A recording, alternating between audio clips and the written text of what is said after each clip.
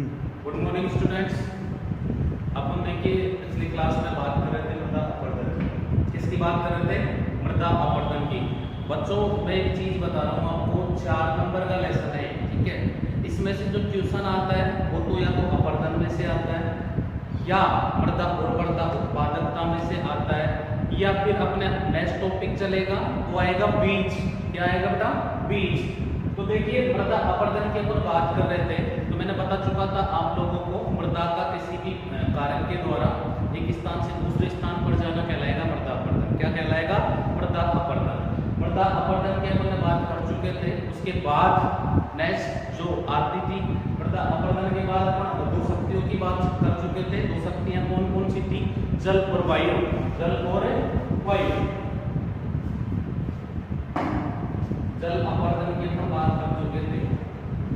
जल अपरदन में बच्चों में बता चुका था आपको, जल के द्वारा मृदा का एक स्थान से दूसरे स्थान पर जाना कहलाएगा जल अपरदन। क्या कहलाएगा बच्चों? जल अपरदन। जल अपरदन के अपन 4 स्टेप्स की बात कर चुके थे। मैं फिर बता देता हूँ आपको। पहली थी बौछार, दूसरी थी पराग, तीसरी थी बेल और चौथी थी बच्चों अवनालिका।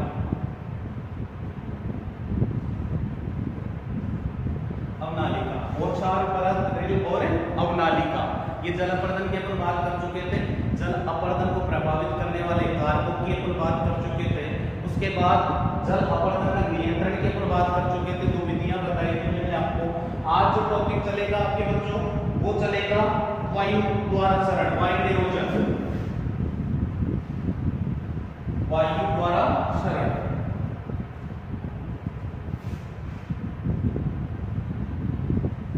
वायु शरण, वायु निरोधन जिसको कहते हैं।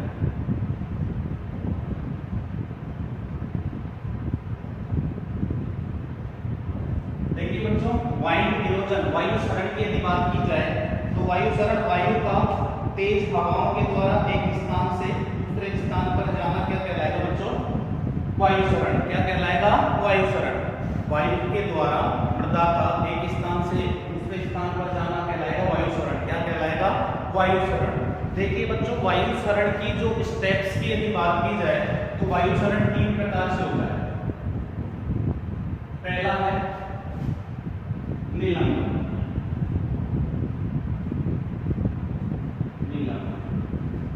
दूसरा है बच्चों उच्छलन।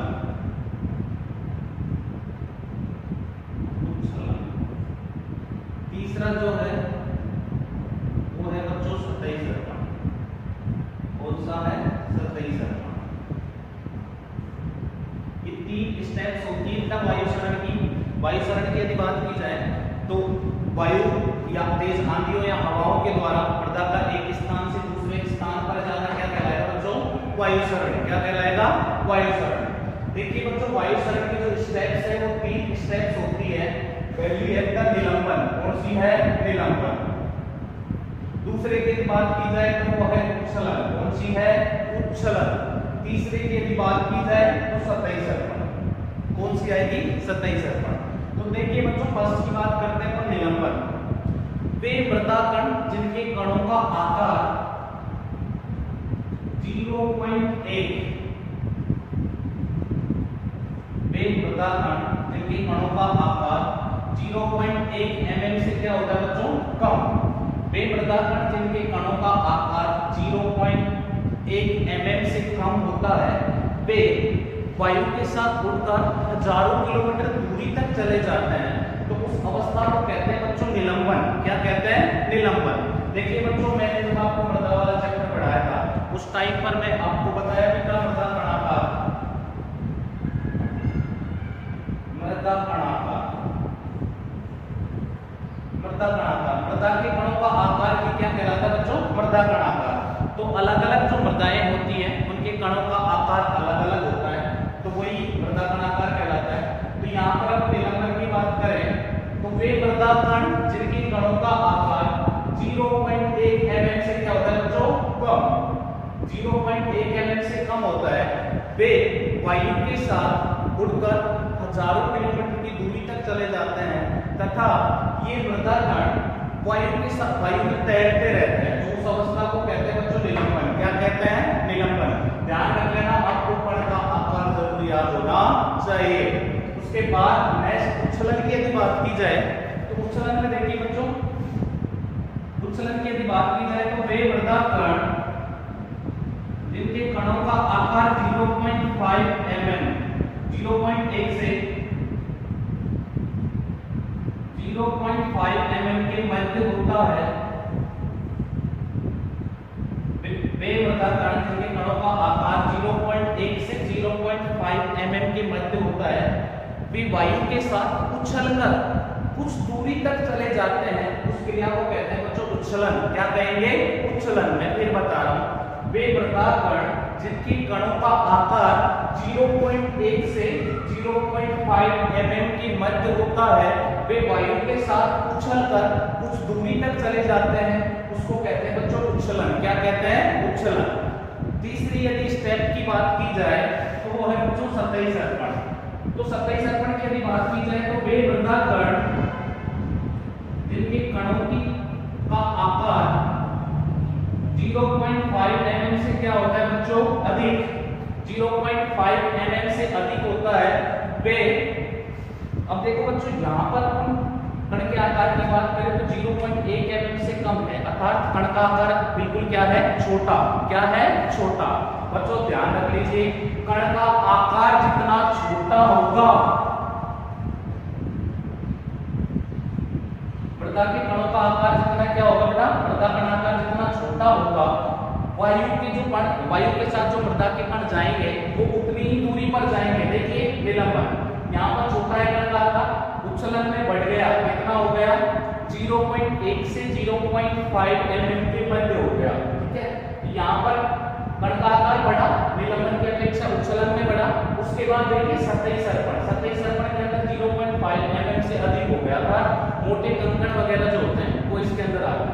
तो देखिए बच्चों मैं फिर बता रहा हूँ, वे मृदा कण जिनके कणों का आकार 0.1 mm से अधिक होता है, वे वायु के साथ उड़कर हजारों किलोमीटर की दूरी तक चले जाते हैं, उस अवस्था को कहते हैं बच्चों निलंबन। क्या कहेंगे? निलंबन। दूसरी बात यदि की जाए तो जो निलंबन में कणों का आकार छोटा रहता है, जिसके कारण जो मृदा के कण रहते हैं वो वायु में तैरते रहते हैं और हजारों किलोमीटर की दूरी तक चले जाते हैं। दूसरी यदि बात की जाए हमें उच्छलन की, इसकी बात करें उच्छलन की, तो वे मृदा कण जिनके कणों का आकार 0.1 से 0.5 mm के मध्य होता है, वे वायु के साथ या आंधी के साथ उछलकर, क्या करके? उछलकर कुछ दूरी तक चले जाते हैं, उस क्रिया को कहते हैं बच्चों उच्छलन। क्या कहेंगे? उच्छलन। क्या कहेंगे अपन? उच्छलन। उच्छलन के बाद यदि बात की जाए तो सतही सर्पण। तीसरी स्टेप कौन सी आती है बच्चों? सतही सर्पण। वे मृदा कण जिनके कणों का आकार 0.5 mm से क्या होता है बच्चों? अधिक। 0.5 mm से अधिक होता है, तो वे रिपट कर मृदा की ऊपर की सतह पर रिपट कर कुछ दूरी तक चले जाते हैं, तो उसको कहते हैं बच्चों सतही सर्पण। आपने सामान्यतः देखा होगा, कभी तेज हवा आते हुए देखा है, आंधी वगैरह आते हुए देखा होगा आपने सभी ने, तो जो मोटे कंकड़ वगैरह रहते हैं वो वायु के ऊपर की सतह पर लिपट करके चलते हैं, कुछ दूरी तक चले जाते हैं, तो उस अवस्था को कहते हैं बच्चों सतही सर्पण। क्या कहते हैं? सतही सर्पण। वायु सरण का जो टोटल सर्वाधिक जो होता है सरण, वो 50 से 75%, वायु अपरदन का 50 से 75% क्षरण होता है, वो होता है उच्छलन की क्रिया के द्वारा। किसके द्वारा? उच्छलन की क्रिया के द्वारा। बच्चों इन कणों का आकार जरूर ध्यान रख लेना, क्योंकि जैक वगैरह में पूछा जा सकता है उच्छलन में मृदा कणों का आकार कितना, उच्छलन की क्रिया में मृदा कणों का आकार कितना होता है, तो 0.1 से 0.5 mm के मध्य होता है। सतही सर्पण में कितना होता है? 0.5 mm से अधिक। तो ये था वायु सरण।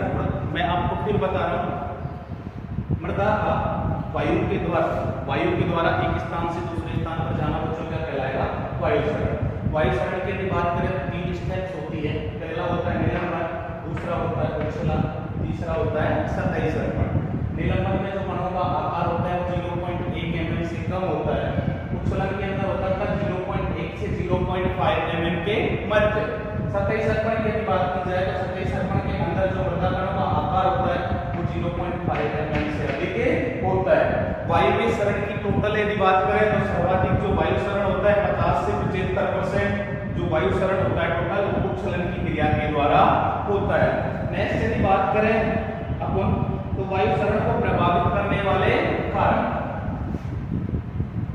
देखिए बच्चों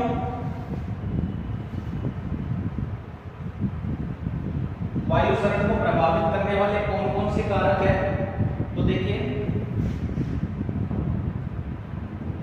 वायु शरण को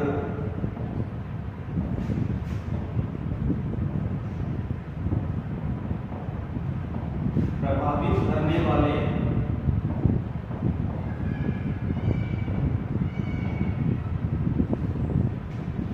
कारक, वायु शरण को प्रभावित करने वाले कारक की हम बात करेंगे तो कौन कौन से कारक है, देखिए बच्चों पहला है जलवायु, कौन सा है,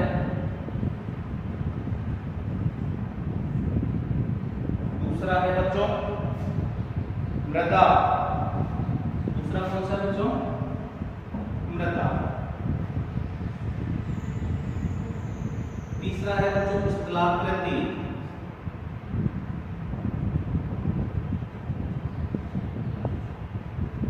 चौथा जो है बच्चों वो है वनस्पति का प्रभाव, कौन सा है वनस्पति का प्रभाव या वनस्पति, देखिए बच्चों वायु शरण को प्रभावित करने वाले कारकों की यदि बात की जाए तो ये चार कारक हैं जो कि वायु शरण को क्या करते हैं प्रभावित करते हैं। वायु शरण को प्रभावित करने वाले चार कारक हैं, पहला है देखिए बेटा जलवायु, क्या है जलवायु, देखिए क्लाइमेट,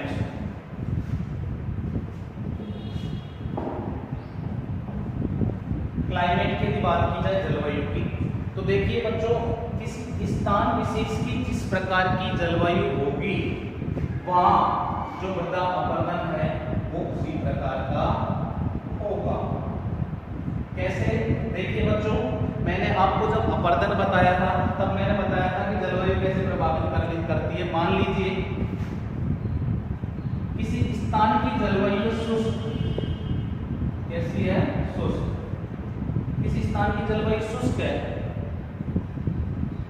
मान लीजिए किसी की आर्द्र है, कैसी है आर्द्र, तो देखिए बच्चों जहां की जलवायु शुष्क होती है वहां पर जो अपरदन होता है वो होता है वायु अपरदन, कौन सा होता है बच्चों वायु अपरदन, जहां की जलवायु शुष्क होती है वहां पर वायु अपरदन होता है, लेकिन जहां की जलवायु आर्द्र होती है या जहां पर अधिक वर्षा होती है वहां पर जो अपरदन होता है वो होता है जल अपरदन, कौन सा होता है बच्चों जल अपरदन, जल अपरदन। तो पहली बात यदि करें जलवायु है वो वायु शरण को प्रभावित करती है, जिन स्थानों की जलवायु सामान्यतः शुष्क होती है वहां पर कौन सा अपरदन होता है वायु शरण, कौन सा होता है वायु शरण। जेट में क्वेश्चन पूछा हुआ है, ध्यान रख लेना, ऐसे स्थान जहां की जलवायु शुष्क होती है वहां किस प्रकार का अपरदन होता है तो कौन सा होता है बच्चों वायु शरण, कौन सा होता है वायु शरण। इसी क्वेश्चन को दूसरे टाइप से घुमा करके पूछा जा सकता है, ऐसे क्षेत्र जहां की जलवायु कैसी है आर्द्र, कैसी है आर्द्र, वहां पर अपरदन की बात करें तो वहां होगा बच्चों जल अपरदन, कौन सा होगा जल अपरदन।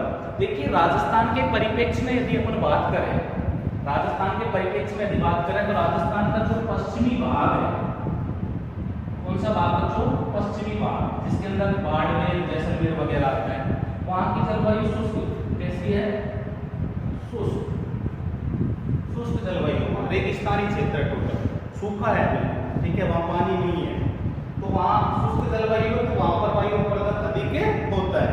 तो ये थी जलवायु, जलवायु है वो वायु शरण को प्रभावित करती है। नेक्स्ट देखिए बच्चों मृदा, देखिए बच्चों नेक्स्ट जो प्रभावित करने वाला कारक है वो है मृदा, कौन सा है मृदा। मान लीजिए किसी स्थान विशेष की जिस प्रकार की मृदा होगी, मान लीजिए इसमें मृदा के अंदर मृदा कणाकार है, मृदा में कार्बनिक पदार्थ की मात्रा है, कार्बनिक पदार्थ की मात्रा है, मृदा के अंदर नमी है, मृदा नमी, तो ये सारे चीजें रहती हैं तो वो मृदा का जो अपरदन होता है वायु शरण जो होता है उसको प्रभावित करती है। तो जो मृदा नेक्स्ट जो कारक माना जाता है वायु शरण को प्रभावित करने वाला वो कौन सा बच्चों की जाए स्थलाकृति, इसकी बात कर रहे हैं अपन स्थलाकृति। स्थलाकृति की यदि बात की जाए तो बच्चों देखिए जहां जिस स्थान की जिस प्रकार की स्थलाकृति होती है वहां पर सरण उसी प्रकार का होता है। सामान्यतः यदि बात करें अपन ढालू, देखो बच्चों एक तो समतल भाग है, कैसा है समतल, एक ये है ढलान वाला, कैसा है ढलान वाला, ढलान वाला भाग है। तो देखिए बच्चों समतल भागों की अपेक्षा जो ढालू भाग रहते हैं ढलान वाले जो भाग रहते हैं, ढलान वाले जो भाग रहते हैं वहां पर वायु सरण अधिक होता है। तो जो स्थलाकृति है वो भी वायु सरण को प्रभावित करती है। दूसरी बात अपन लास्ट में यदि बात करें, नेक्स्ट टॉपिक की यदि बात करें वनस्पति, वनस्पति किस प्रकार से प्रभावित करती है। देखिए बच्चों जहां पर वनस्पति अधिक है, क्या है वनस्पति अधिक है, पेड़ पौधे झाड़ियां, पेड़ पौधे झाड़ियां, मान लीजिए कहीं पर देखिए एक मृदा, क्या है मृदा, अब यहाँ पर प्लांट लगे हुए हैं, ठीक है, ये मृदा है, इसकी परत पर प्लांट लगे हुए हैं, ठीक है, ये वनस्पति से आच्छादित है, ढकी हुई है, ठीक है। तो यहाँ पर अपरदन क्या होगा बच्चों, कम होगा, क्या होगा कम। मान लीजिए एक ये मृदा है, यहाँ किसी प्रकार का कोई प्लांट नहीं है, खाली पड़ी है भूमि, ठीक है, वनस्पति के द्वारा ढकी हुई नहीं है, तो यहाँ पर मृदा अपरदन क्या होगा बच्चों, अधिक होगा, क्या होगा अधिक होगा। तो ये चार कारक है बच्चों जो वायु सरण को प्रभावित करते हैं। पहला बताया मैंने आपको जलवायु, दूसरा बताया मैंने आपको मृदा, तीसरा बताया मैंने आपको स्थलाकृति, चौथा बताया मैंने आपको वनस्पति। तो ये चार कारक है जो वायु सरण को प्रभावित करते हैं। उसके बाद यदि बात करें तो वायु सरण को नियंत्रित करने के सिद्धांत, वायु सरण को नियंत्रित करने के सिद्धांत। तो देखिए बच्चों नेक्स्ट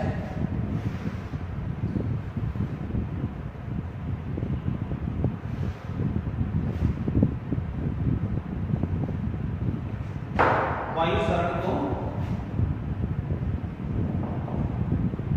नियंत्रित करने के सिद्धांत, कौन कौन से सिद्धांत हैं जो वायु सरण को नियंत्रित करते हैं। तो देखिए कौन कौन से सिद्धांत आते हैं जो वायु सरण को प्रभावित। देखिए बच्चों वायु सरण को नियंत्रित करने वाले सिद्धांतों की यदि बात की जाए तो वायु सरण को नियंत्रित करने वाले 3 सिद्धांत हैं जिनका ध्यान रखना चाहिए। पहला है बच्चों वायु के वेग को कम करना। देखिए वेग, वायु के बहने की जो गति होती है वेग, ठीक है। मान लीजिए इधर से ये देख लीजिए, यहाँ पे देखिए इधर से मान लीजिए वायु आ रही है, वायु की गति क्या है तेज, क्या है तेज। इधर से मान लीजिए वायु आ रही है इधर की तरफ, ठीक है, इसकी गति तेज है। तो वायु के वेग को कम करने के लिए क्या करते हैं बच्चों, इधर यहाँ पर वृक्षों की पट्टियां लगा देते हैं, वृक्षों की क्या लगा देते हैं पट्टियां लगा देते हैं। वृक्षों की पट्टियां लगाकर वायु के वेग को कम कर देते हैं, जिसके कारण वायु सरण है वो कम हो जाता है। दूसरी यदि बात करें, दूसरा सिद्धांत है वो है बच्चों मृदा कण समूह का आकार बढ़ाना। इसके अंदर क्या करते हैं बच्चों, देखो यदि मृदा कणों का आकार छोटा है तो आसानी से उग जाएंगे वायु के साथ, लेकिन मृदा कण समूह का आकार हम बढ़ा देते हैं। मान लीजिए मृदा में कार्बनिक पदार्थ, कौन सा पदार्थ बच्चों, कार्बनिक पदार्थ, कार्बनिक पदार्थ आदि यदि हम पर्याप्त मात्रा में डालते हैं तो मृदा के जो कण रहते हैं अच्छे प्रकार से बाउंड हो जाते हैं, बंधे हुए रहते हैं, जिसके कारण जो वायु सरण है वो कम हो जाता है। तो मृदा कण समूह का आकार बढ़ा करके भी वायु सरण को नियंत्रित किया जा सकता है। तीसरी यदि बात की जाए तो मृदा सतह को नम रखना।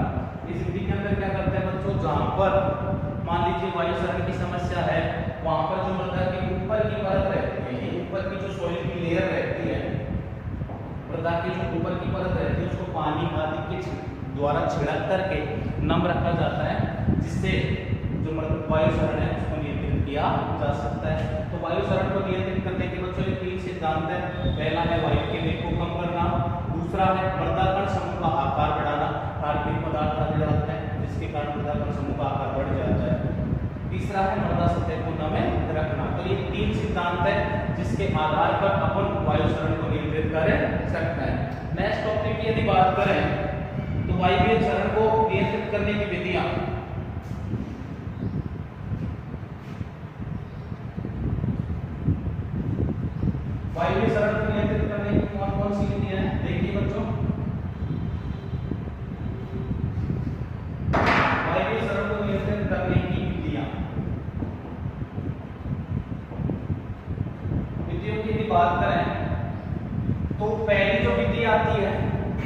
वो आती है बच्चों कृषि क्रियाएं। क्या आती है? कृषि क्रियाएं।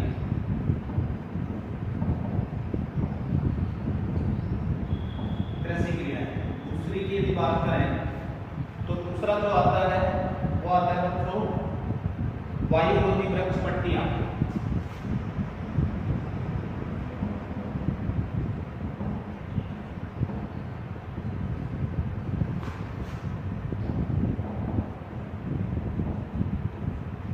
तीसरे की यदि बात की जाए तो तीसरी जो विधि आती है वो आती है बच्चों मिट्टी के टीलों को आच्छादित करना।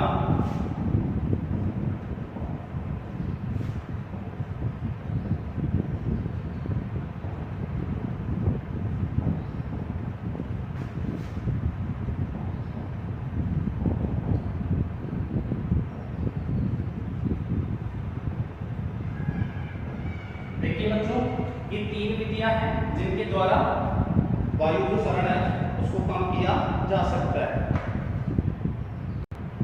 देखिए बच्चों वायु प्रदूषण को नियंत्रित करने की विधियों की यदि बात की जाए तो ये तीन विधियां हैं।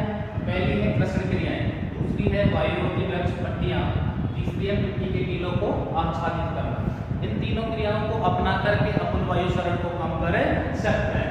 देखिए बच्चों कृषि क्रियाएं, मृदा के अंदर कृषि क्रियाएं कौन कौन सी करनी चाहिए? कार्बनिक पदार्थ अधिक पर्याप्त मात्रा में डालना चाहिए जिससे मृदा के समूह का आकार बढ़ जाता है और वायु प्रदूषण कम हो जाता है। दूसरा है हरी खाद, हरी खादों का प्रयोग करना चाहिए जिसके कारण भी मृदा का समय वो कम हो जाता है।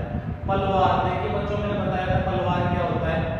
पल्चिंग। देखिए ये मृदा क्या है? मृदा। मृदा की जो ऊपर की लेयर रहती है उसको फसल अवशेष आदि के द्वारा ढक दिया जाता है। उस क्रिया को कहते हैं पलवार। क्या कहते हैं? पलवार। तो पलवार की क्रिया करते हैं। पलवार की क्रिया के कारण क्या होता है बच्चों? नमी संरक्षण होता है। नमी संरक्षण होता है, नमी लंबे समय तक बनी रहती है जिसके कारण जो वायु प्रदूषण है वो कम हो जाता है। तो पलवार की क्रिया करना चाहिए, उचित फसल चक्र अपनाना चाहिए। तो ये सभी कृषि क्रियाएं करके अपन वायु प्रदूषण है उसको कम कर सकते हैं। दूसरी यदि बात की जाए बच्चों वायुरोधी वृक्ष पट्टियां, वायुरोधी वृक्ष पट्टियों की यदि बात की जाए तो बच्चों देखो मैंने अभी बताया आप लोगों को, मान लीजिए इस दिशा से हवा आ रही है, ऐसे इस दिशा से हवा आ रही है, ठीक है, इस दिशा से हवा इधर की तरफ आ रही है तो यहाँ पर वृक्षों की पट्टियां लगा दी जाती है। वृक्षों की क्या लगा दी जाती है बच्चों? पट्टियां लगा दी जाती है। अब वृक्षों की जो पट्टियां लगाने का क्रम होता है वो इस प्रकार का होता है। देखो मान लीजिए पहले की जो पट्टी लगाई जाती है वो तो उसमें तो लगाए जाते हैं बड़े वृक्ष। क्या लगाए जाते हैं बच्चों? बड़े वृक्ष। उसके बाद नेक्स्ट जो पट्टी लगाई जाती है इनके बाद उसमें लगाए जाते हैं मध्यम आकार के। उसके बाद जो तीसरी पट्टी लगाई जाएगी यहाँ पर, इसके अंदर जो वृक्ष है वो छोटे लगाए जाते हैं। कैसे लगाए जाते हैं? छोटे आकार के, छोटे वृक्ष। तो ये वृक्षों की पट्टियां लगा देते हैं जिस दिशा से वायु प्रवेश करती है या वायु गति होती है जिस तरफ से, उस पर वृक्षों की पट्टियां लगा देते हैं। वायुरोधी वृक्ष लंबे पहले बड़े वृक्ष लगाते हैं, फिर मध्यम लगाते हैं, फिर छोटे वृक्ष लगा देते हैं और वृक्षों की पट्टियां लगा करके वायु की जो गति है उसको कम कर दिया जाता है जिसके कारण भी वायु प्रदूषण कम हो जाता है। तो वायुरोधी वृक्षों की पट्टियां लगा करके भी वायु के जो प्रदूषण होता है उसको कम किया जा सकता है। तीसरी यदि बात की जाए बच्चों मिट्टी के टीलों को आच्छादित करना, इस विधि के अंदर क्या करता है बच्चों? मान लीजिए रेगिस्तानी क्षेत्र है, कहीं की जलवायु शुष्क है, ठीक है, तो वहां पर जो मिट्टी के टीले रहते हैं उनको वृक्ष, झाड़ियां, घासें आदि लगा करके उनको आच्छादित रख दिया जाता है जिसके कारण जो वायु प्रदूषण है वो कम हो जाता है। देखिए वृक्षों की यदि बात करें बच्चों तो रेगिस्तानी जो क्षेत्र रहते हैं वहां पर खेजड़ी, शीशम, रोहिड़ा आदि के वृक्ष लगा करके मृदा को ढक दिया जाता है जिसके कारण है वो वायु प्रदूषण कम हो जाता है। उसके बाद झाड़ियों की यदि बात की जाए, झाड़ियां जो रहती है तो रेगिस्तानी क्षेत्र की यदि बात करें तो खीर, ओक, झड़बेरी आदि झाड़ियां रहती है, इनके द्वारा मृदा को आच्छादित कर दिया जाता है, ढक दिया जाता है और वायु प्रदूषण है उसको कम कर दिया जाता है। घासों की यदि बात की जाए तो सेवन, अंजन, करड़, मुराड़, मूंगा ये सारे रेगिस्तानी क्षेत्र की घासें हैं, इनको उगा करके वनस्पति के द्वारा मृदा को ढक दिया जाता है और जिसके कारण वायु क्षरण है वो कम हो जाता है। तो आज अपन ने पढ़ा बच्चों वायु क्षरण। क्या पढ़ा? वायु क्षरण। वायु क्षरण कंप्लीट हो गया। आप लोगों के नेक्स्ट जो टॉपिक चलेगा वो चलेगा बच्चों बीज। क्या चलेगा? बीज। आप लोग नोट्स बनाते रहे प्रॉपर तरीके से। Thank you.